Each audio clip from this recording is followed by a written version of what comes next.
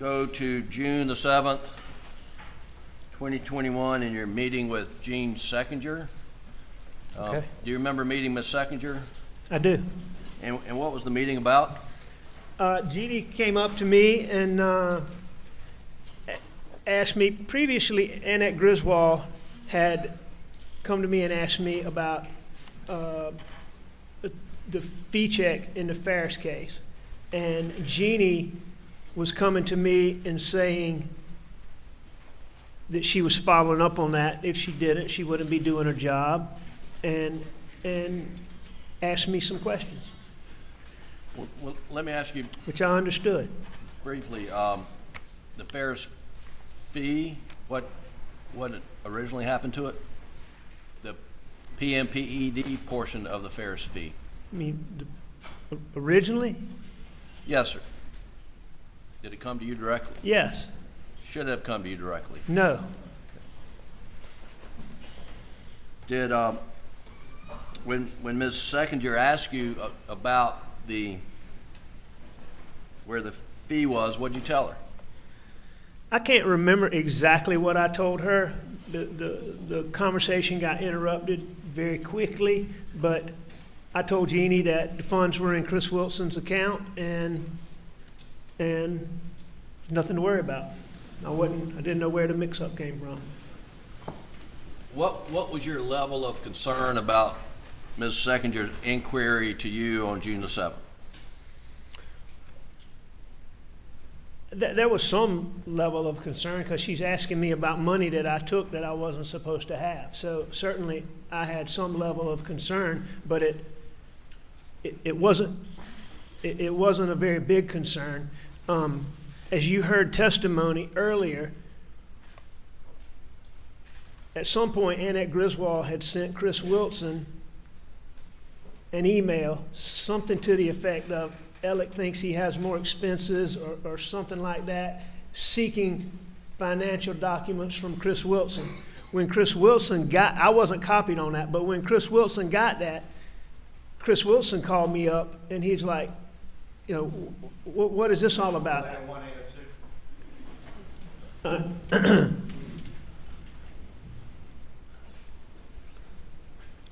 Pardon? I said objection rules 801 and 802, Your Honor.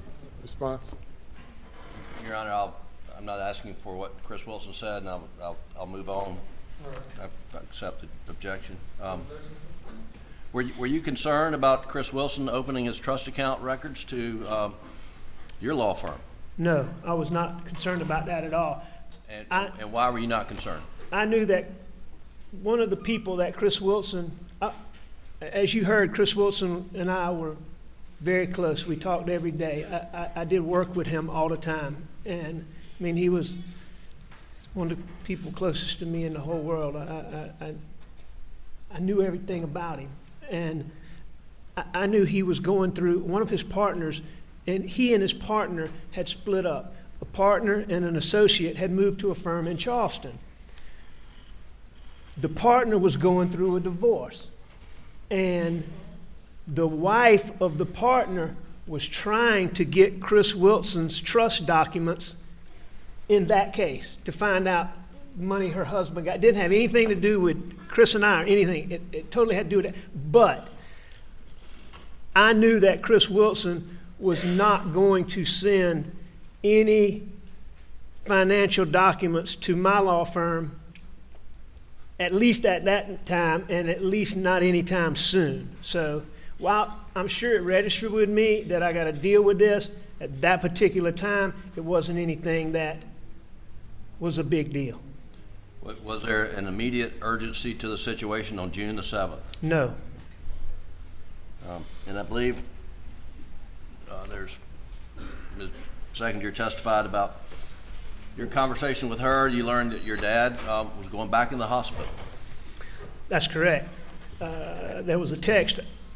I can't remember if that text came from my brother Randy or my brother John, but they were the ones that were taking my dad back to the hospital that day. And whichever one was with him, I believe it's John was with him at the hospital, but I know Randy was with him at some treatments. It's in those documents. But bottom line is, we got a text saying, we knew my dad was really sick. He had cancer and he couldn't breathe. And there was a big issue about whether his inability to breathe was coming from an obstruction caused by the cancer, which was the worst case scenario, and that's what it ended up being ultimately, and that's what he died from. But this particular text was saying, okay, we're putting him back in the hospital. The doctor thinks it's pneumonia, and which was, pneumonia is never a good thing, but when compared to cancer, at that time, pneumonia, that was a good thing to learn that. So on the 7th, were the information you had, were you believed at that time that the prognosis was pretty positive for your father? Well, it was better than the alternative. I'm not going to say it was good, but it was better than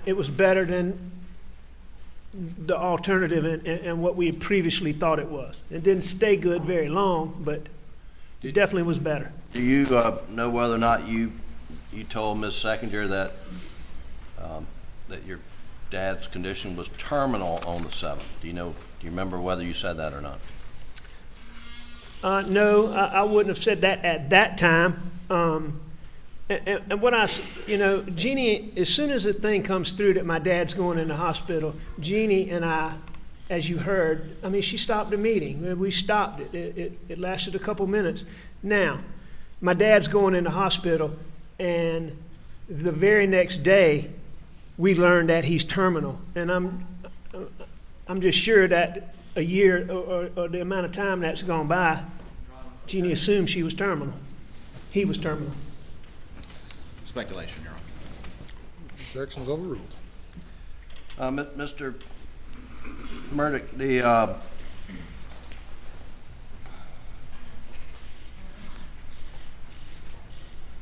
on June the 7th, did you believe that your financial house of cards was about to crumble? On June the 7th? Yes, sir. Absolutely not. Had you had, and I think there's documented evidence, state introduced, had you had reached out to Russell Lafitte at Palmetto State Bank about extending a line of credit on the Moselle property? Yeah, I had reached out to him. I can't remember the date of that text, but it was fairly recently. I had reached out to Russell. And on June 7th, did you have equity in the Moselle property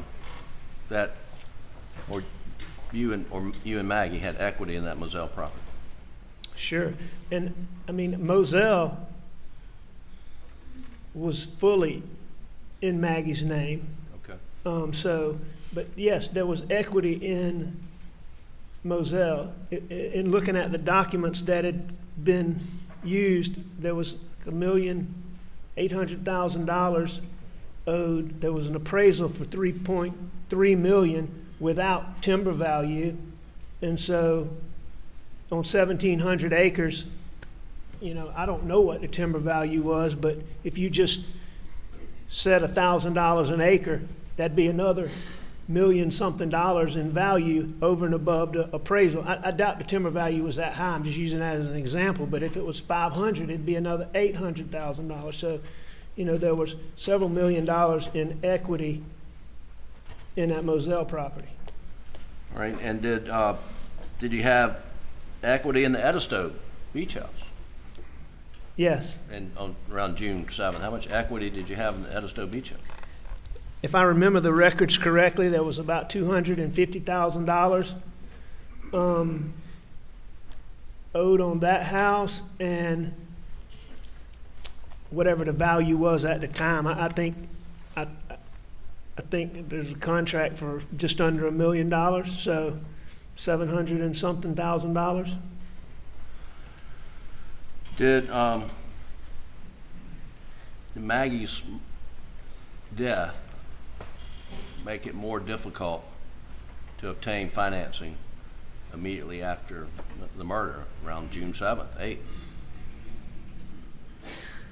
Maggie's, yes.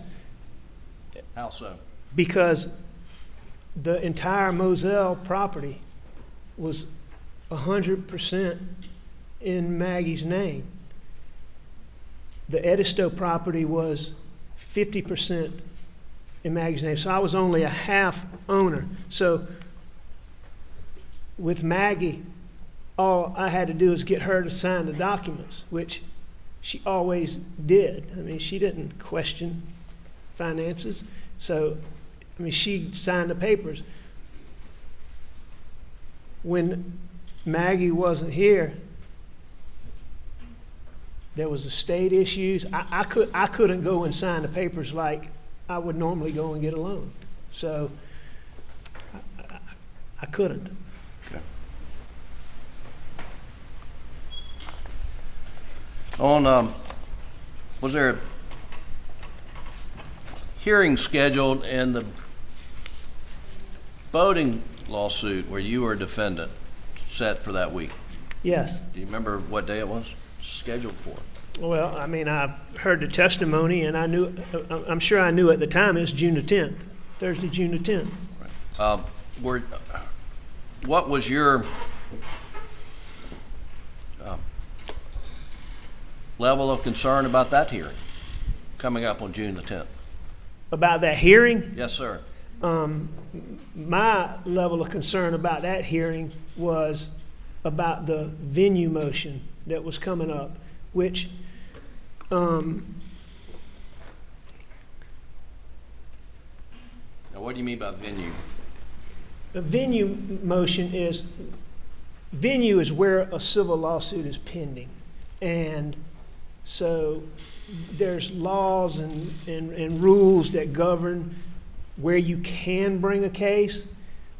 There's laws and rules that govern how certain parties, a defendant or a plaintiff, can go about trying to move it from one place to another.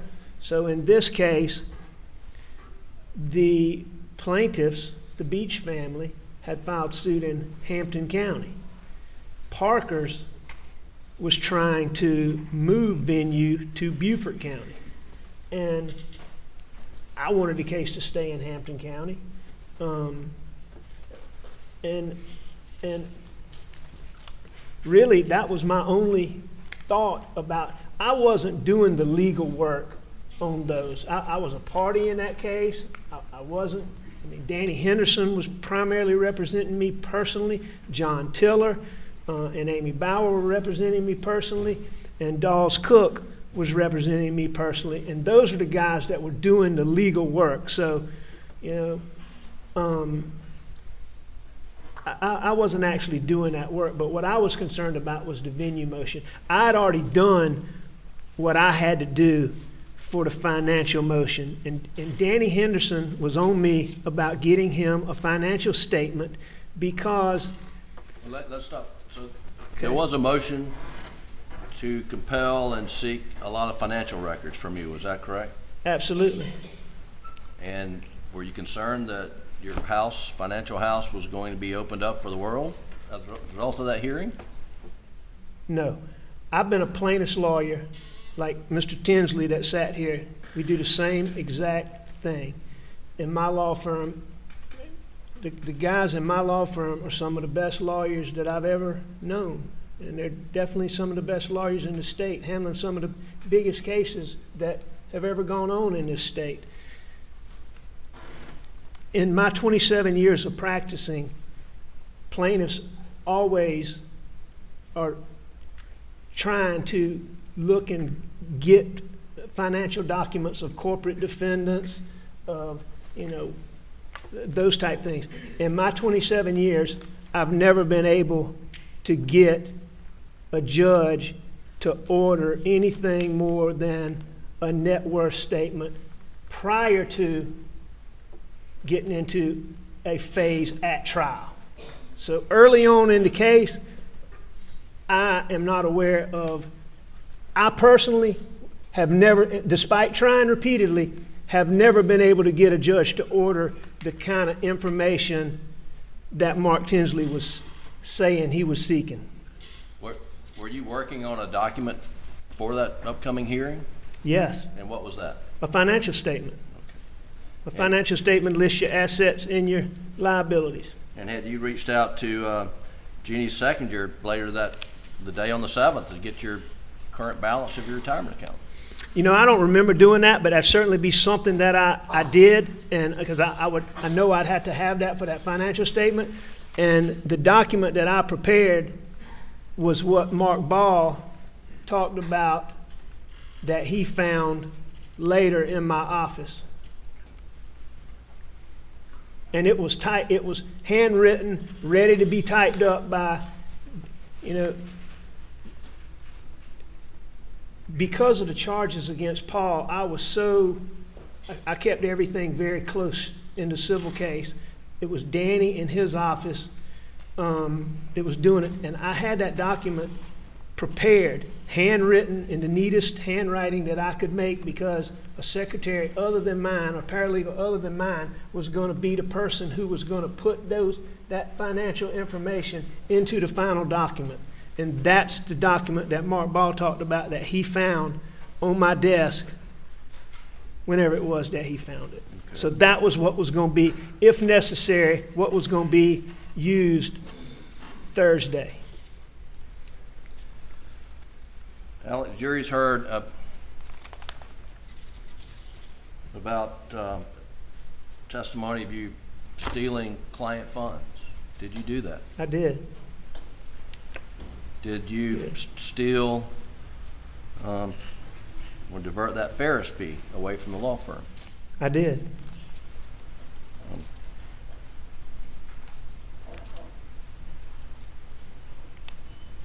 How did you get in such a financial predicament that led you to steal money that wasn't yours? You know, I'm not quite sure how I let myself get where I got, but it came from, you know, I battled that addiction for so many years.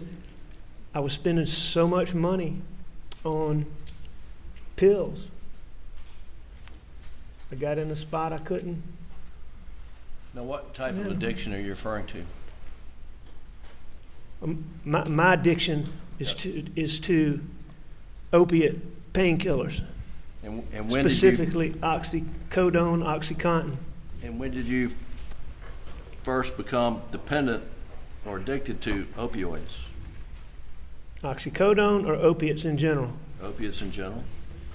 I'm not quite sure of the exact date, but I can give you a time frame. I hurt my knee really bad playing football in college, and I had a knee surgery. And the medical science at the time was such that the surgery didn't work, bottom line. So it just didn't last. So within a couple of years of that, I started having a lot of knee troubles. And ultimately, I had to have a couple of surgeries, but the last surgery I had was, I think, around 2002 or 4. And I think it was around 4, so I would have started taking hydrocodone a couple of years before that. And I took hydrocodone, got addicted to that very quickly. I continued taking that for a long time. I'd force myself off of it, wean myself off of it. I'd go back to it. I battled that for a long time. And after a while, I was taking so much of that, I moved on to oxycodone. And, you know, I'm guessing that was around 2000, that transition was around 2008, 9, something like that. And of course, you know, it just escalates and escalates and escalates. And Did you receive treatment or go to detox on occasion? I did. How many times? That I went to detox or that I detoxed? Well, let's start with going to a detox facility. I've been to a detox facility 3 times. When was the first time?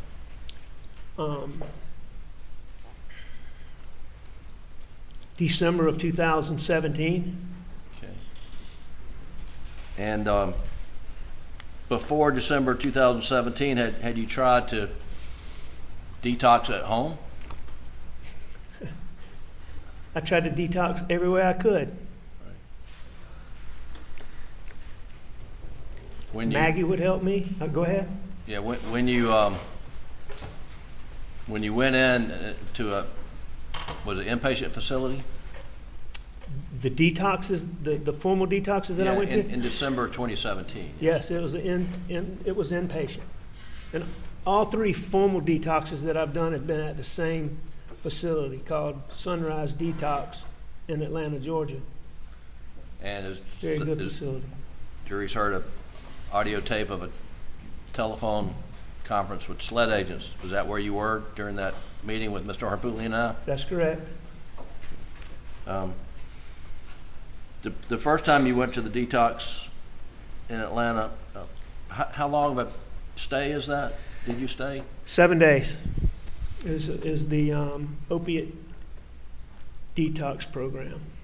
And is there a difference between detox and rehab? Yes. What's the difference? Detox is it's the act of getting the drugs out of your system, getting to the point where, okay, there is no longer a physical dependency, all right? And that's a big difference than the rest of the dependency, but the physical dependency is supposed to be gone after 7 days. So in other words, there's so many things. Opiate withdrawal is, it's hard.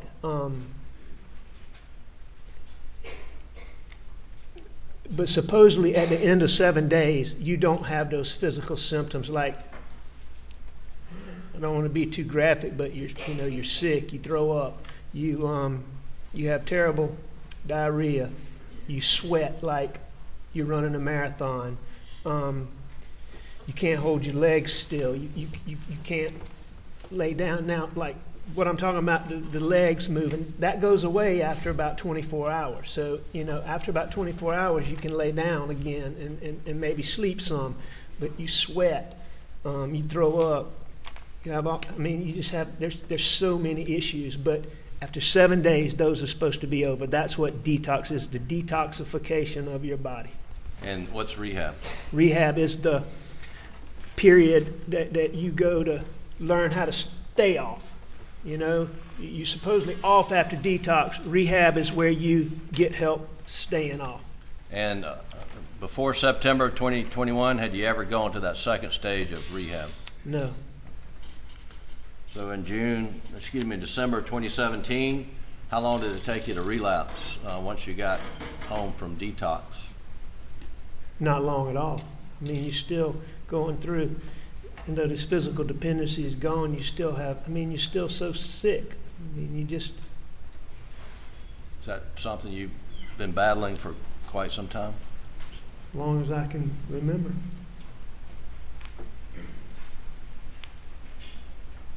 How long have you been drug-free, opioid-free? 535 days. And I'm very proud of that.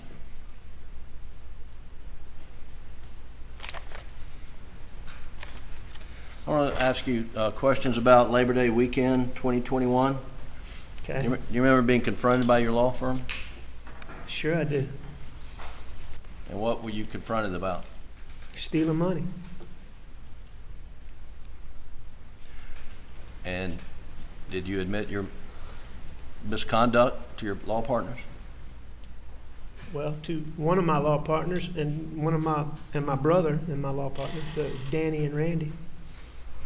Yeah, Did admit it now. and they had learned about a fake forge account? Did you admit to the fake forge account? Yes, I did. And did you tell them about your opioid struggles, opioid addiction? I told him about my addiction, yes, sir. To your knowledge, were any of your law partners aware of your addiction? Not just to my knowledge, I'm certain that they were not aware of my addiction. How would you characterize your opioid use or addiction? Severe, moderate, Then or now? No, in 2020, 2021? I mean, I don't know how I would have characterized it then. After going to rehab and learning more of the things I've learned,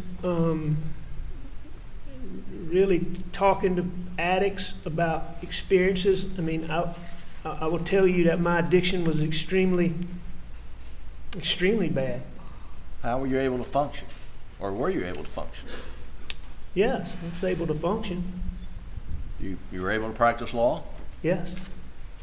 And were you successful practicing law while you were addicted to opioids?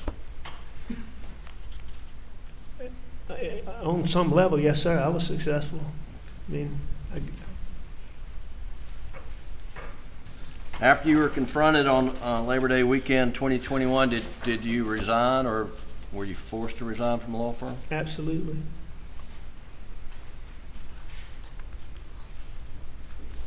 And then on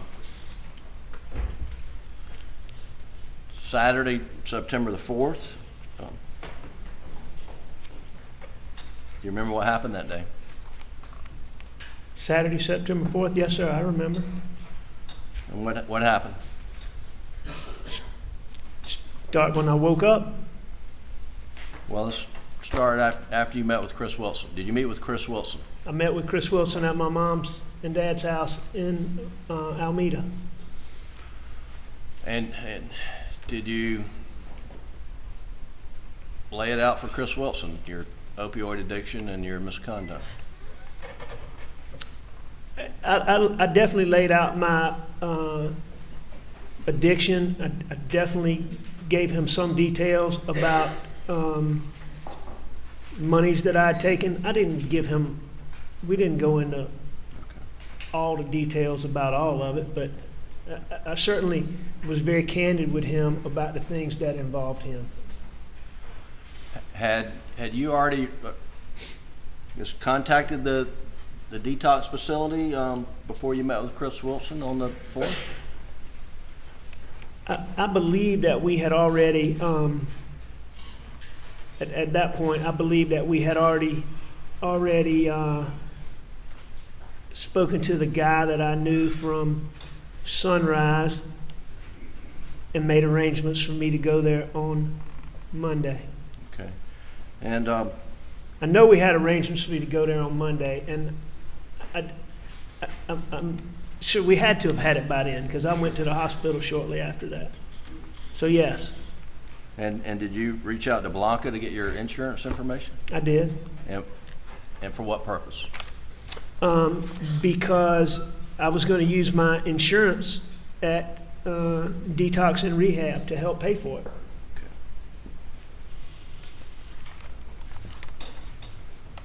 And what was your immediate plans after? I mean, for the day after you met with Chris Wilson, did you have plans to do anything? Have any other meetings on that Saturday? I wanted to go and meet with Corey Fleming, who was another lawyer who was affected by the things I did. Okay. And And a good friend. did you go meet with Corey Fleming? No. What'd you do instead? I'd given my,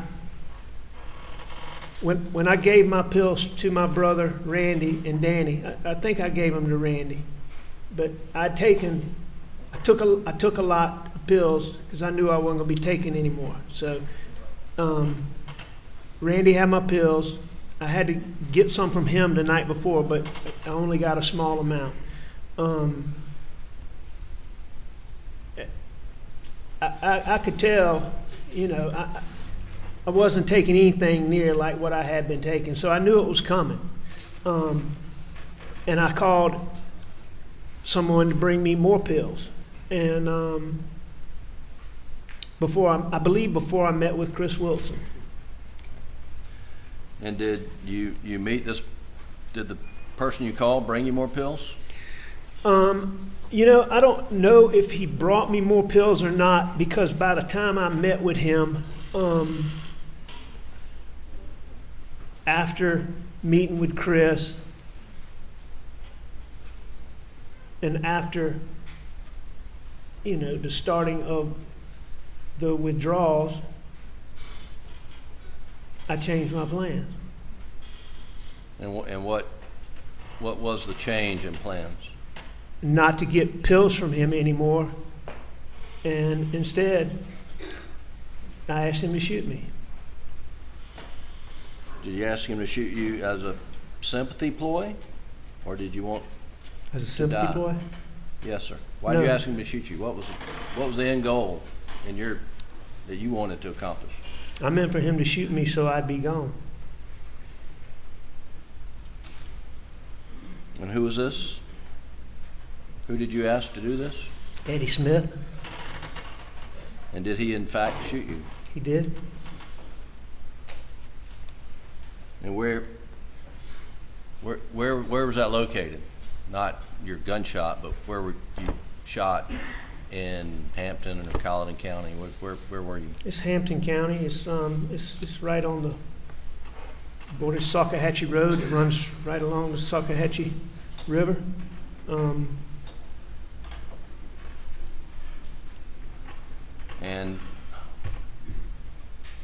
And why did you want to be gone? I mean, I knew all this was coming to a head. I knew how humiliating it was going to be for my son. I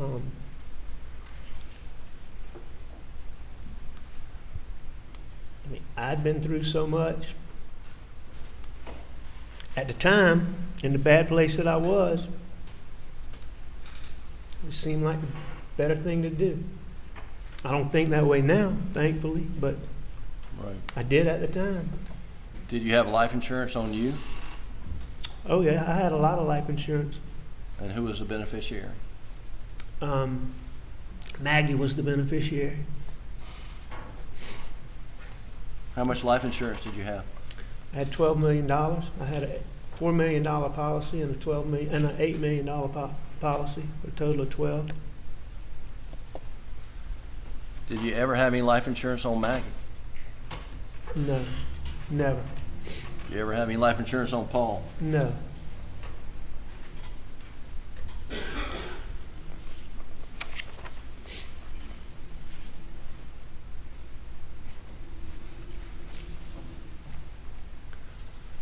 Alex, will you tell this jury about Maggie and your relationship with her?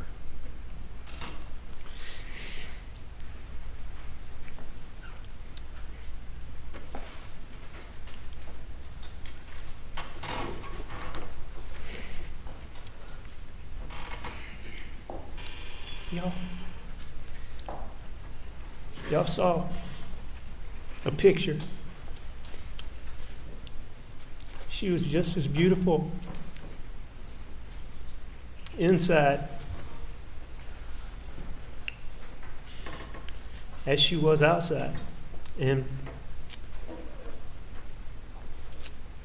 I mean, she was so adventurous. I mean, you couldn't tell her something was good or bad.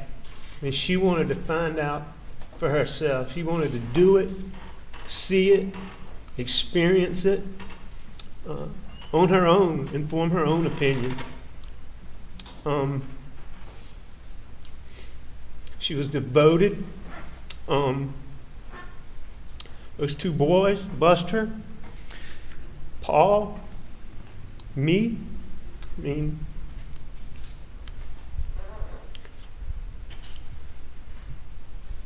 mean, she made sure we didn't want for anything, ever.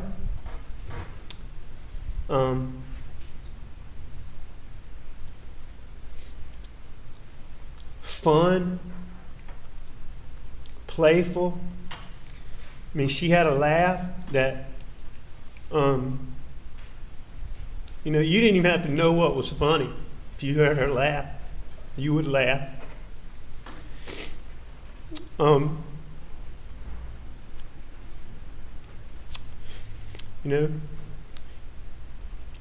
She had this little playful look where she'd smile at you and bite her lip. I can't do it, but I mean, when she just do it, it just melts you.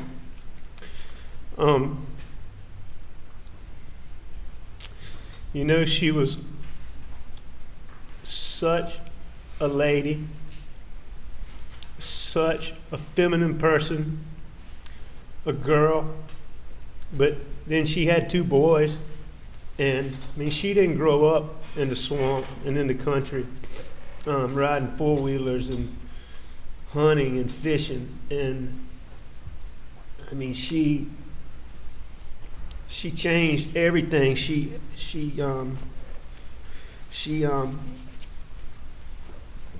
became a boy's mom. I mean, her life became ball and riding 4-wheelers and, I mean, doing those things. Now, don't get me wrong, she was still 100% girl. And you heard Marion say, I mean, she loved to do those things with her nieces, but, I mean, she threw herself into her boy's life. I mean, you know, she never took not working for granted. I mean, she might not have worked, but I promise you, she worked.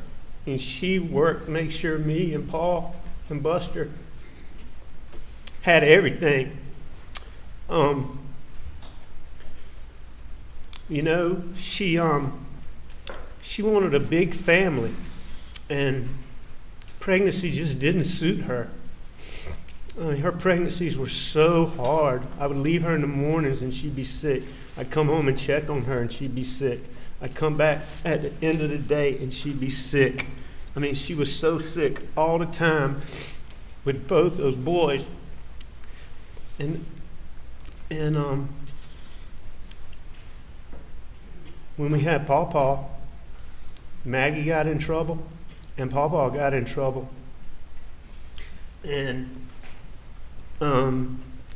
just pregnancy didn't suit her, so we decided that, you know, we would just have the 2 boys. And, you know, I just think how hard it was on her, just made her love those boys so much more.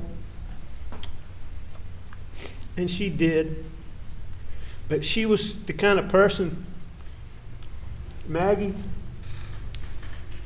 you know, she could put on the most elegant ball gown and go to the governor's mansion and hang out with, you know, the most affluent people, whatever.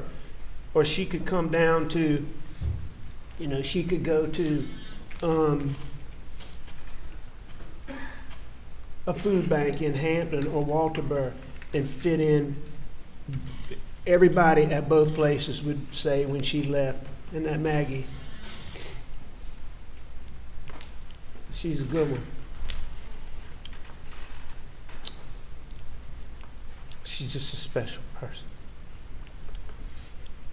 Alan, Very special person. would you ever do anything to harm Maggie? I would never hurt Maggie. Ever. Will you tell the jury about Paul, please, and your relationship with him?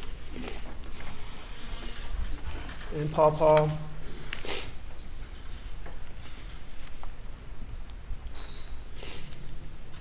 I mean, Paw was just the brightest. He was the brightest. He's the most inquisitive young man. He wanted to be a part of everything. If you were working, I can remember as a little boy, you'd be working on something. It didn't matter what it was. His little head was going to come in there, his nose in there to see what you were doing.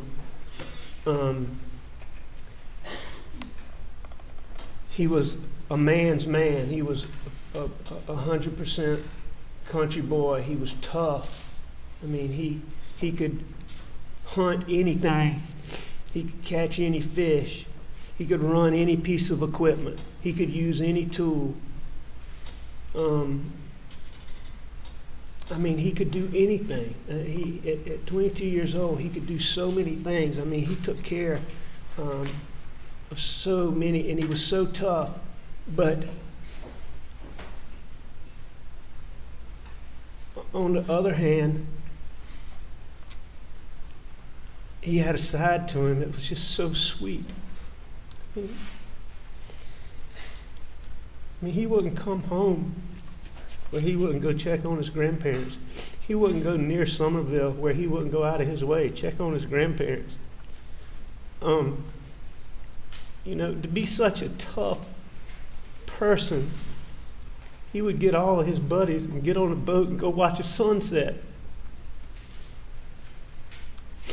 How many 22-year-old people you know do stuff like that? I mean, he was such a special boy. He cared about people. He was fiercely loyal. He was so misrepresented in the media. I mean, never an accurate story told about what he was. And I would challenge you right now. I would challenge everybody in this room to go find somebody that knew Pawpaw, who really knew him, that did not have an ulterior motive, that would say something negative about him. And I challenge everybody who can hear me now to do that. I mean, Paul was that kind of person. If you knew him, he would help you. And he would be glad to help you. You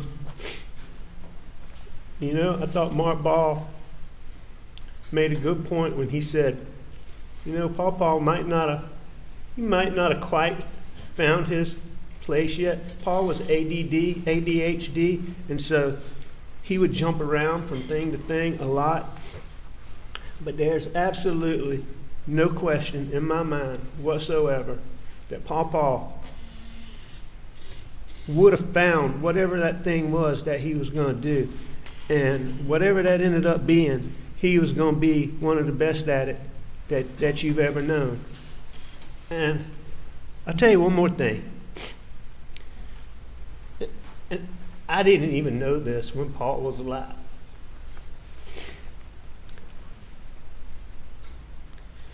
But, excuse me.